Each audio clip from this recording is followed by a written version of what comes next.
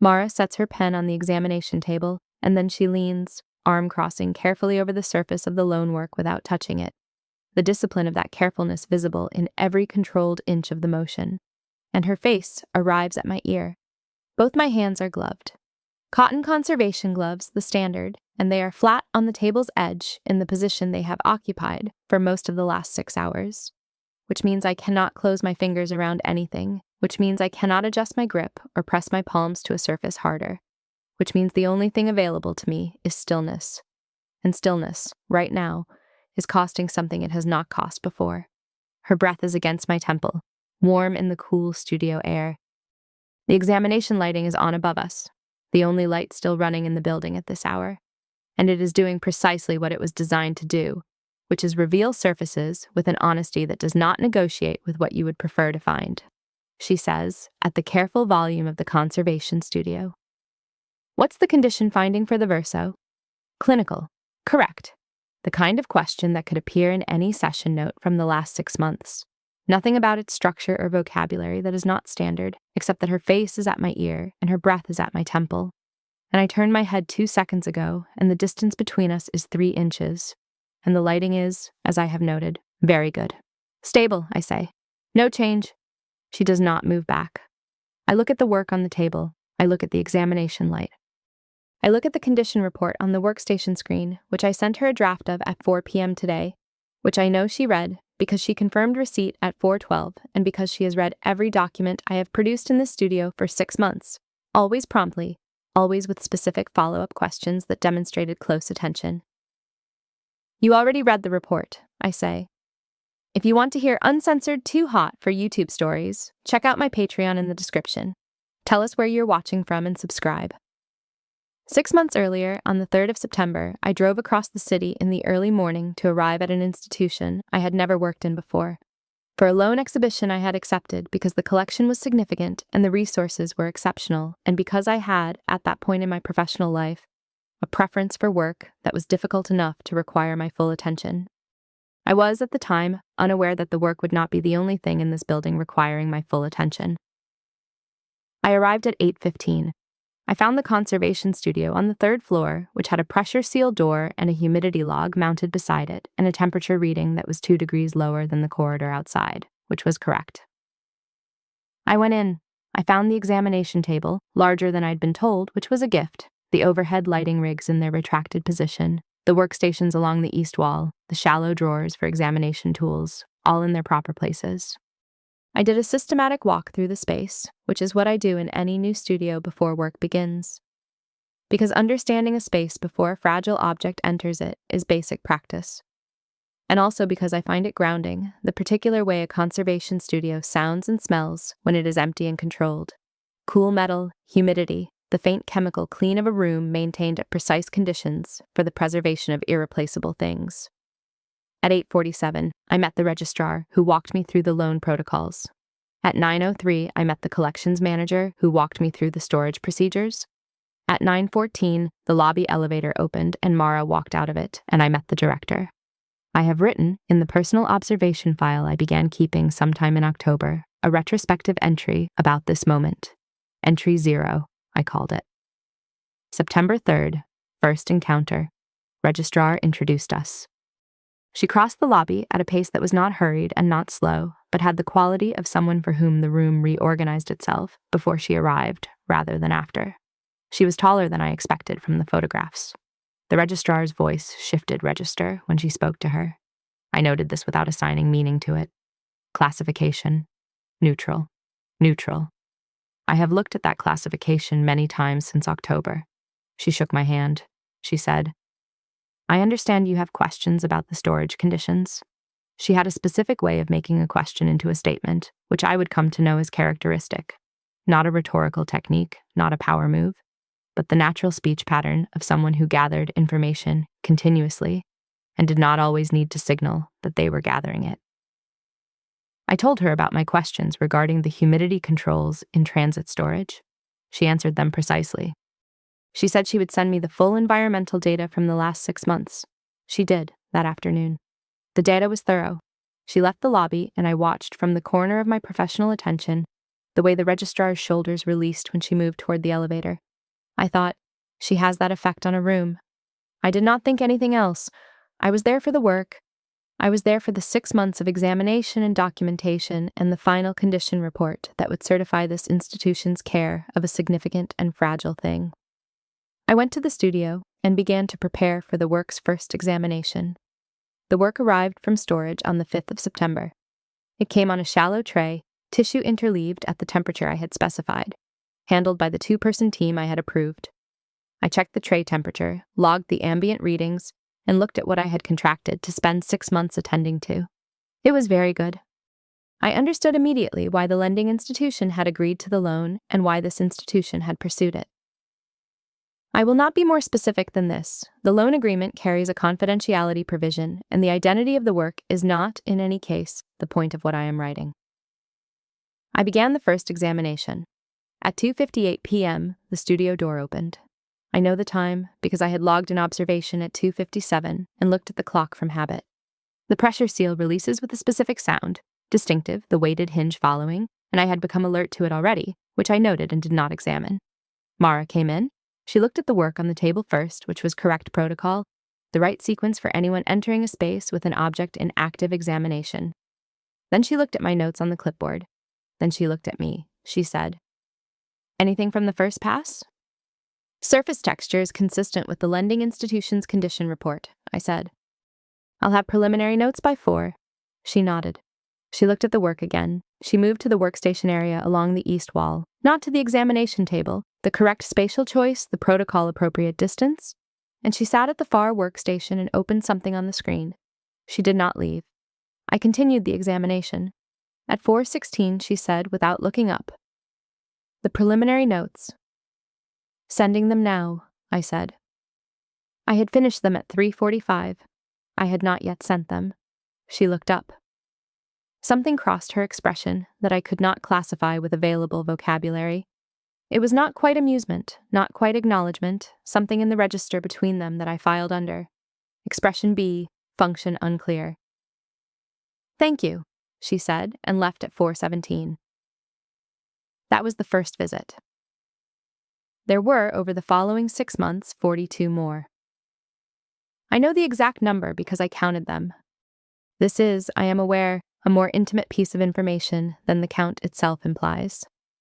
That I noticed each visit as a discrete event, logged it, retained the log, and arrived at a total. Conservators count, we quantify. We document occurrences because documentation is how we track condition over time, and condition changes are only visible in comparison to previous states. You cannot see what has shifted if you have not recorded where it started. This is the professional rationale. I will not press too hard on whether the professional rationale was the operative one. The visits established a pattern, which is to say they did not establish a pattern. Irregular hours, sometimes morning, sometimes mid-afternoon, twice on Friday evenings, once on a Wednesday before 9 a.m. when I was the only other person in the building. No schedule I could anticipate. But each visit had a structure that repeated. The door, the look at the work, the movement to the workstation, questions that were professionally appropriate, a duration longer than the questions required. At some point in each visit, she would look at me rather than the screen. These were the moments I filed under increasing subcategories of pending classification as the months progressed and the subcategories accumulated. By November, I had filed, "The director arrives without announcement, and this does not feel like oversight. The director stays past the point that oversight requires, and this does not feel like policy." And the director's questions about the condition findings are more detailed than the exhibition's institutional requirements demand, and I cannot determine whether this is diligence or something else, and I have decided not to determine it. I had decided not to determine it because I had 6 months of contract remaining and because the work required my full attention, and because I had been in this studio long enough to understand that clarity, once achieved, is permanent, and that permanent clarity about certain things, in a situation where you intend to remain professional and functional for a defined period, is not always your friend. So I did not determine it. I examined the work, section by section, with the care and patience that irreplaceable things require. I wrote condition notes that were thorough and specific. I monitored the humidity risk at the lower margin, which did not become a problem. I documented the previous in-painting in the upper right quadrant, which remained stable. I conducted raking light examinations and wrote observations about them that Mara asked me to include separately in the report, and which I did, because she asked specifically, and because she had reasons for asking specifically that I had, by then, 7 different pending classifications for. In December, on a Tuesday afternoon, she came in at 3 p.m. and did not go to the workstation. She went to the examination table, the wrong side of it, the side where I was not standing, and looked at the work under the examination light. I continued what I was doing. After 2 minutes, she said, "The foxing risk at the lower margin." "Stable," I said, "no progression." She nodded slowly. She was looking at the work with the attention of someone who had been around significant things for long enough to know what they were looking at, which she had been. She had run this institution for 8 years, before which she had held positions at 2 other institutions of comparable significance, before which she had a graduate background in art history with a specific focus I had determined from a public lecture transcript, which I had read in October and had not examined my reasons for reading. She said, "You can see the previous intervention under raking light." "Yes, it's in the notes." I read the notes. A pause. I wanted to see it. This was technically the statement of a director with a professional interest in a significant loan. I filed it there. She left at 4:45. In January on the 17th, I was doing close work on the work's lower left quadrant with a magnification loupe. The studio was quiet. Environmental systems, examination light, the still air of a controlled space doing its job. Mara was at the workstation. She had been there for an hour and 20 minutes reviewing a document that I had noted, from peripheral attention, had not changed on screen in the last 45. She said, "The raking light observations, they were excellent." I looked up from the loupe. She was not looking at the screen. She was turned in the workstation chair, one arm on the desk, and she was looking at me with an expression I had been filing under expression B since September, which I understood, looking at it directly under examination lighting in January, was filed incorrectly. It was not expression B, it did not have a category. It was the expression of someone who has been attending to something for long enough that the attendance itself has become the thing. The expression of someone who has, without deciding to, made you the subject of a quality of attention that is not entirely institutional, and who is, in this moment, not disguising that. "Thank you," I said. 2 seconds. Then she turned back to the screen. I went back to the quadrant. That evening, in my apartment, I opened the personal observation file, and I looked at all 47 entries, and I changed the classification at the top from pending to clear. Do not act on. This was the most precise thing I had written in 6 months. It was also, I was already beginning to understand, not going to hold. The final session began at 2:15 p.m. on a Tuesday, which was the last Tuesday of the loan's final week, which meant it was, in every practical sense, the last session. I had not slept particularly well the night before. I attributed this to the standard weight of final session logistics, the work coming out of storage for the last time, the condition report needing to be complete and thorough and final, the handover documentation requiring precision. I attributed it to this and not to the other thing, which was the fact that after this session, the studio would be released and the loan would end and the professional structure that had housed the last 6 months of daily proximity would dissolve. And I had a classification at the top of the observation file that said "do not act on" and which had been under increasing structural pressure since January. The work came up from storage at 2:10. I was at the table by 2:03. This is also something I do. I arrive before the thing arrives. Readiness is not a performance, it is a precondition. I checked the tray temperature, logged the ambient readings, looked at the work, which I had been looking at for 6 months and which I still found, each time, genuinely worth looking at. I began the final examination. The recto first, systematic, methodical, section by section under the examination light. Cool, and even above me, the light that reveals, without flattering, that does not care about the quality of what it finds, only the accuracy. I found stable, no change. Same as every previous examination, because I had been careful, and because this institution's conservation environment was good, and because the work had been in my custody for 6 months, and nothing in my custody had deteriorated. The verso, stable. The previous in-painting, stable. The foxing risk, not a risk, never became a risk. I began the condition report at 3:40 p.m. I worked section by section, present condition, comparison documentation, handling history, transport and return protocol, synthesis. I had most of it drafted from the progressive notes I had been keeping. What remained was the final synthesis section, the verso finding, and the signature block. At 5:30 p.m., the pressure seal released. I was aware of this before the sound arrived. I had known, since sometime in October, that I could sense Mara's probable approach to the studio in the seconds before acoustic confirmation. And I had noted this in entry 31, under the heading, "The following observation is inconvenient, but accurate," which is where I put observations that I needed to document but did not want to examine, and I had not examined it, and I was not examining it now.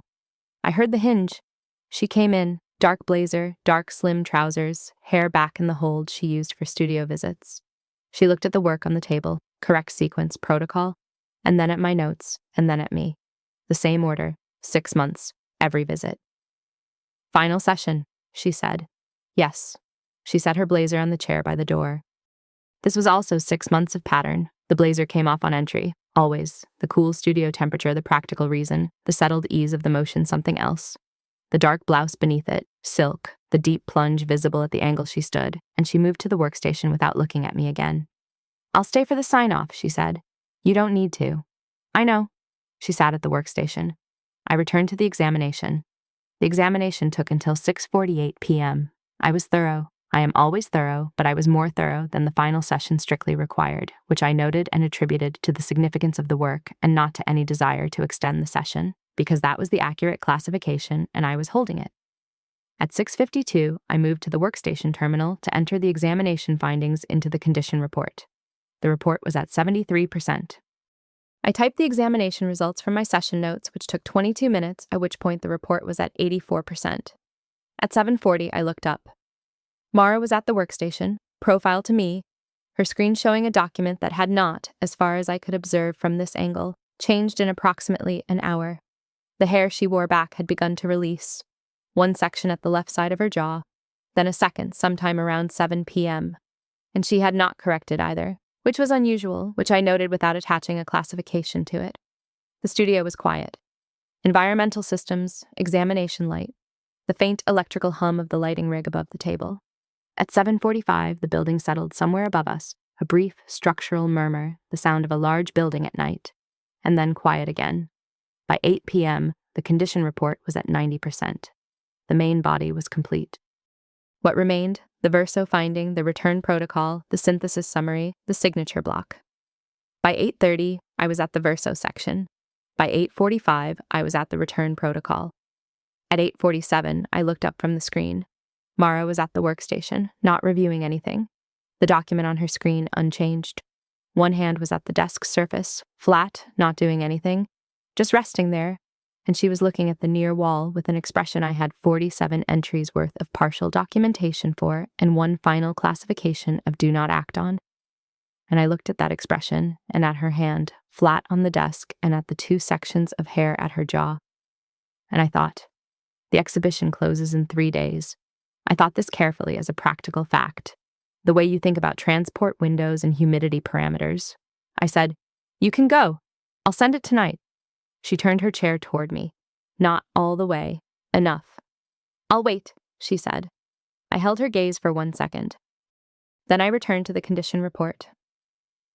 I did not ask why. This was a decision I had been making for 8 months. You can make the same decision many times, and it can still be a decision each time, can still require the same deliberate choosing, can still cost approximately the same amount to hold, which is not a fixed cost, which increases, which had been increasing since January, in a way I had documented and not acted on. The return protocol section took 11 minutes. At 8:59 p.m., the condition report was at 98%. Mara stood. I heard the chair mechanism, small and metallic, the particular sound of her leaving it, and then footsteps, and then she was not at the workstation. She was at the examination table. She looked at the work. The examination light above it, doing its work, as it had done for 6 months, illuminating the surface with the patient and impersonal precision of a tool that does not negotiate. She looked at the work for a moment. Then she looked at the examination tools in the tray beside the table. She picked one up. A proper, professional motion.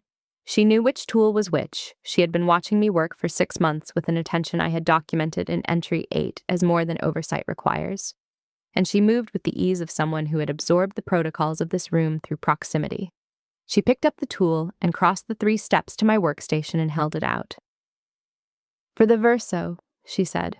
"You'll want this." I reached for it. The transfer took 2 seconds.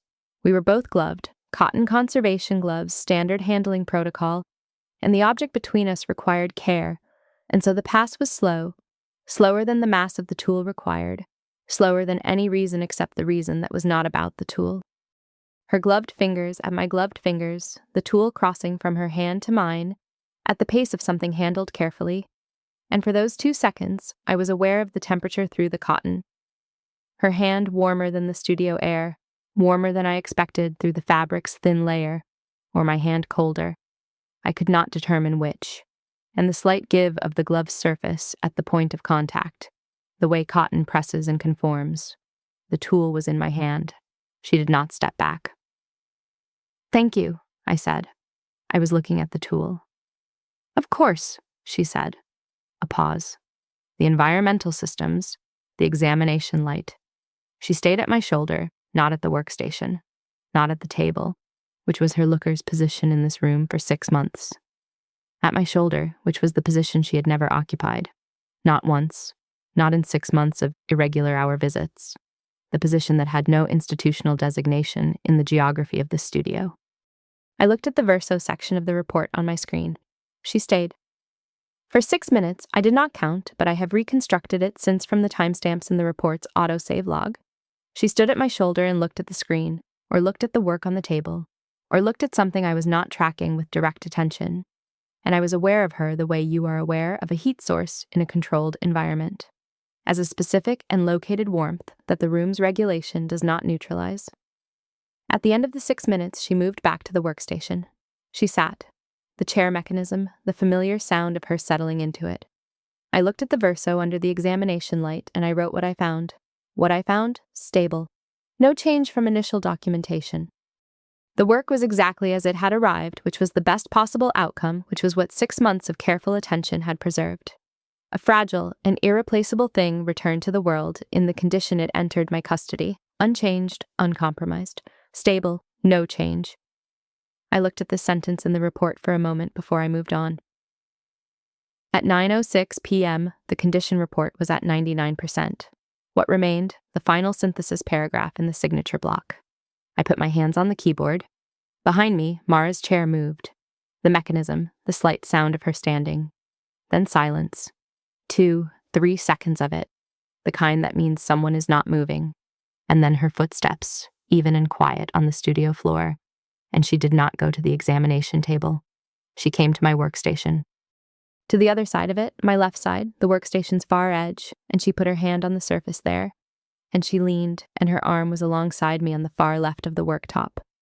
Not touching me, not touching anything except the surface, but there, the length of it at the periphery of my space, enclosing me from the left in the way that is not the same as contact and is also not the same as distance. I looked at the screen. The examination light hummed above the empty table. "Where are you?" she said. "Final paragraph," I said. "Synthesis." She looked at the screen. I could feel her looking at it without turning my head. The particular quality of her gaze had been a physically locatable event in this studio since approximately November, which I had logged and not acted on, and was currently experiencing at close range with her arm on the far side of my workspace. "Before you write it," she said, "read me the verso finding." I looked at the screen. "Stable," I said. "No change from initial documentation." A silence. Her arm did not move. "And the recto finding," she said. "Stable. Minor surface accretion in the lower quadrant, consistent with previous documentation, no change in character or distribution." "And the synthesis," she said. "Read what you have." I looked at the cursor blinking in the empty synthesis field. "I haven't written it yet," I said. A pause. "The environmental systems." "Then write it," she said, quietly. Out loud. I looked at the empty field. I had written the synthesis section of a condition report many times. It is the distillation of everything preceding it. The paragraph that takes 6 months of detailed observation. and produces from it a single definitive professional statement about the object's present state. It requires clarity. It requires that you have looked at the thing carefully enough and long enough to know, not approximately, but exactly, what it is and where it stands. I had been in this studio for 6 months. I began to type. I said aloud what I typed. The present condition of the work is excellent and consistent with initial documentation at the start of the loan. No material changes have been identified across the examination period.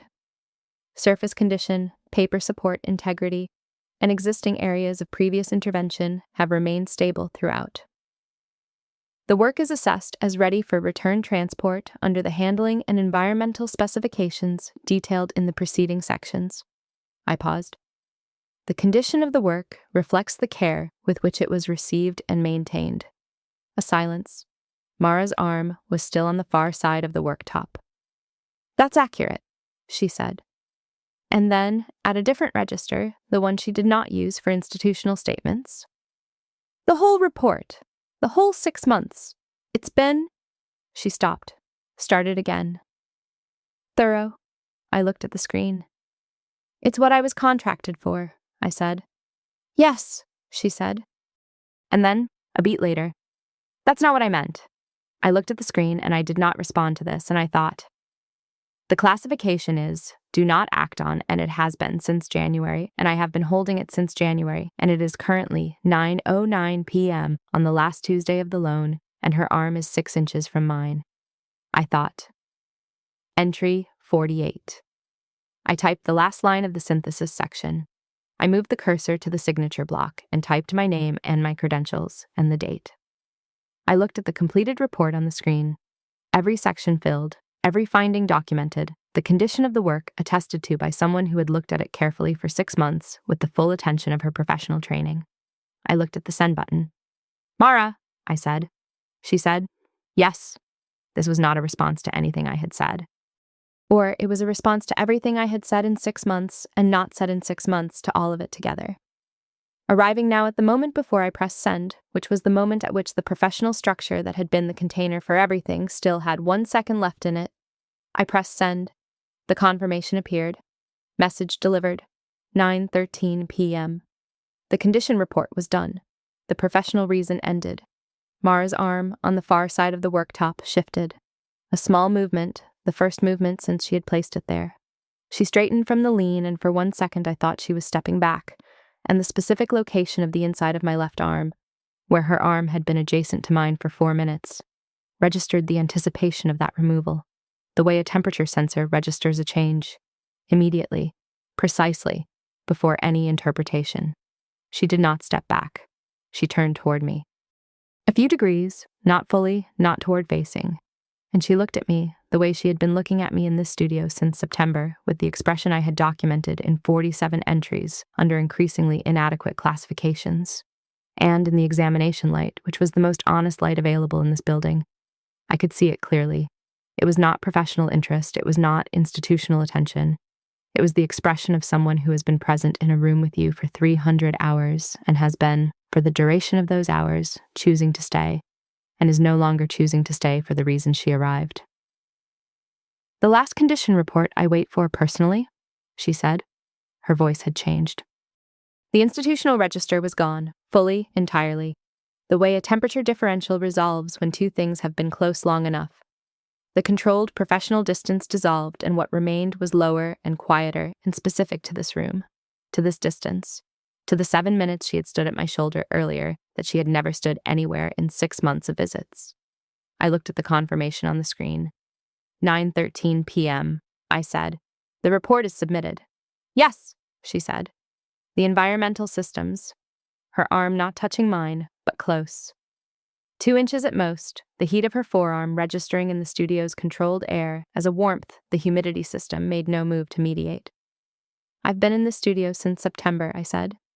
I know, she said. You've been here for 43 of those sessions. A pause. You counted, she said. I count things, I said. I have a file. Something moved in her expression, the controlled precursor to something I had seen precisely twice and logged both times and could not name, which I understood now was because the vocabulary I had been using was the wrong vocabulary for it. "A file," she said. "A personal observation document," I said. 47 entries. The classification has changed 3 times. What's the current one? I looked at the screen. The condition report sent. The professional end of 6 months of documented careful attention. "Clear," I said. "Do not act on." A pause. Then, "And tonight?" I thought about the examination light above the empty table, and the 47 entries, and the first session in September, and the Friday evening in October, when she stayed until 7:45, and the 17th of January, when she said the condition notes were excellent, and she was looking at me when she said it, and the 7 minutes at my shoulder tonight that had never been the director's position in the studio, and the arm on the far side of the worktop that was 2 inches from mine. "Entry 48, I said. "Classification. The classification is no longer operative." She looked at me. The examination light hummed, cool and even. The light that shows you what is there and does not negotiate with what you would prefer to find. She moved. Her hand came off the workstation surface and she turned toward me fully and she brought it to my face. Not quickly. With the same deliberate pace she had used for the tool transfer earlier, the care that acknowledges the irreplaceable quality of the thing being handled, the back of 2 fingers coming to my jaw, below my ear, the knuckle surface of her middle and ring finger against the line of my jaw, and the contact, when it arrived, was colder than I expected, colder than her arm had been in the adjacent air, the specific cool of fingers that had been at rest in a controlled environment and then warming, the temperature equalizing against my skin. She held them there, 2 fingers at my jaw, not moving, the studio quiet, her face at the distance of someone who has decided something and is holding that decision absolutely still, with the patience of someone who has been holding decisions still for 6 months. I had been aware of Mara's hands in the studio since September. I had been aware of them on document edges and examination tool trays and the back of the workstation chair. I had been aware of them at the table's edge and in the slow pass of the tool transfer, and now at my jaw, 2 fingers, the knuckle side, and the warmth spreading out from the contact into the specific location of skin below my ear. And the specific location of skin below my ear was not sending the information anywhere, except directly to the part of me that had been under "do not act on" since January. My hands were no longer gloved. I had removed the cotton gloves at the end of the examination, protocol, and my hands were at the edge of the workstation, unglamorous, free, and I became aware of them as things I had not been directing. "I have been appearing in your studio," she said, "since September." "I know," I said. "I have not been appearing in anyone else's studio." I looked at her, the examination light on both of us. Nowhere to go that wasn't visible. "I know that too," I said. "It's in the file." Her thumb moved from its position at the air near my jaw to my cheekbone. One movement, slow, certain, the pad of it settling against my cheekbone and staying there. I held still. The humidity system exhaled. The examination light hummed. "I sent the draft to your assistant before the final session," she said. "At 4:12 this afternoon." "I sent it to you at 4, I said. "You confirmed receipt at 4:12. Her thumb at my cheekbone, the examination light, 3 inches. "Yes," she said. "And I came to the table at 8:50 with a question about the verso, which you already knew the answer to. Which I already knew the answer to." I looked at her. In the examination light, in this studio, at this distance, with her hand at my jaw and her thumb at my cheekbone, and the condition report sent, and the professional structure dissolved, and the 47 entries of pending and do not act on arriving at this specific moment, where neither of those classifications was any longer accurate. "That was deliberate," I said. She held my gaze. The expression I had been misfiling for 8 months in the examination light at full resolution. "Yes," she said, simply, without deflection, the way she said things when she meant them completely. "The constraint," I said, both hands gloved, "not being able to grip anything." "Yes." I looked at her for a moment. "I don't have the gloves on anymore," I said. Something shifted in her face, the controlled precursor moving through its stages, the expression that had been beginning and stopping since October, finally arriving at what it had always been moving toward, and it was, when it completed, extraordinary. Not in a dramatic way, in the way of something that has been true for a long time and is now visible. She brought her other hand to my face. Both hands now, the knuckle sides of her fingers at both sides of my jaw, my face held gently in the frame of her hands, colder than expected and warming, and she was looking at me at the distance of 3 inches, and the examination light was on, and there was nothing in this room that was hidden. I turned my face 1 degree into her right hand.